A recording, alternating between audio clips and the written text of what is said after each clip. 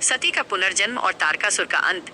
एक समय की बात है जब देवी सती भगवान शिव की पहली पत्नी थी। उनके पिता राजा दक्ष ने एक बड़ा यज्ञ किया, लेकिन उन्होंने शिव जी को उसमें नहीं बुलाया। जब सती बिना बुलाए अपने पिता के घर गईं, तो दक्ष ने सबके सामने शिव जी का अपमान किया। ये देखकर सती को बहुत दुख हुआ और उन्होंने उसी यज्ञ की अग्नि में खुद को भस्म कर लिया। सती की मृत्यु के बाद शिवजी बहुत उदास हो गए और गहरी तपस्या में लीन हो गए। उसी समय तारकासुर नाम का एक बहुत ही शक्तिशाली राक्षस था, जिसने तीनों लोकों में हाहाकार मचा रखा था। सभी देवता परेशान थे और तारकासुर को कोई हरा नहीं पा रहा था। तब ब्रह्मा जी ने देवताओं को बताया कि तारकासुर का अंत केवल शिव और सती के पुत्र से ही हो सकता है। देवताओं को अब सती के पुनर्जन्म का इंतजार था। कुछ समय बाद सती ने पर्वतराज हिमालय और उनकी पत्नी मैनावती के घर पार्वती के रूप में जन्म लिया। पार्वती बचपन से ही शिवजी को अपना पति मानती थी और उन्हें बहुत चाहती थी। पार्वती की कठोर तपस्या और कामदेव का बलिदान। जब पार्वती बड़ी हुई तो देवताओं ने सोचा कि शिवजी की तपस्या भंग करके उनका विवाह पार्वती से करवाना चाहिए। इसके लिए उन्होंने प्रेम के देवता कामदेव को शिव जी के पास भेजा। कामदेव ने शिवजी पर प्रेम का बाण चलाया। इससे शिवजी की तपस्या भंग हो गई और उन्हें बहुत गुस्सा आया। गुस्से में उन्होंने अपनी तीसरी आंख खोली और कामदेव को जलाकर भस्म कर दिया।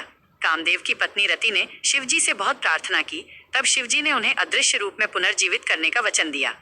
इस घटना के बाद भी पार्वती का इरादा नहीं बदला। उन्होंने शिवजी को पति के रूप में पाने के लिए बहुत कठोर तपस्या शुरू की। उन्होंने वर्षों तक बिना कुछ खाए पिए तपस्या की।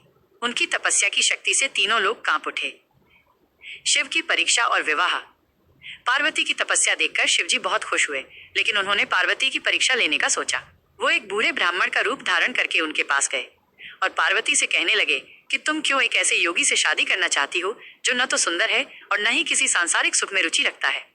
ब्राह्मण के रूप में शिव ने खुद की बुराई की, लेकिन पार्वती अपने निश्चय पर अडिग रही। पार्वती के इस अटूट प्रेम को देखकर शिवजी बहुत प्रसन्न हुए और अपने असली रूप में प्रकट हो गए। उन्होंने पार्वती को अपनी पत्नी के रूप में स्वीकार किया। अनोखी बारात और विवाह। फिर शिवजी और पार्वती के विवाह की तैयारी शुरू हुई। शिवजी की बारात बहुत ही अनोखी थी। इसमें देवी देवताओं के साथ साथ भूत प्रेत, राक्षस और नंदी भी शामिल थे। जब ये बारात हिमालय पहुंची तो पार्वती की माता मैनावती शिवजी का ये भयानक रूप देखकर डर गईं। तब पार्वती ने शिवजी से विनती की कि वो एक सुंदर दूल्हे के रूप में आए। पार्वती की बात सुनकर शिवजी ने एक बहुत ही सुंदर और दिव्य रूप धारण किया, जिसे देखकर सभी बहुत खुश हुए।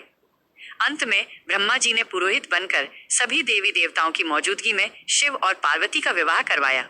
ये विवाह सिर्फ दो लोगों का नहीं, बल्कि शिव और शक्ति का मिलन था। इस मिलन से एक नई शक्ति का जन्म हुआ और आगे चलकर उनके पुत्र कार्तिकेय ने तारकासुर का अंत करके संसार को उसके अत्याचारों से मुक्त किया।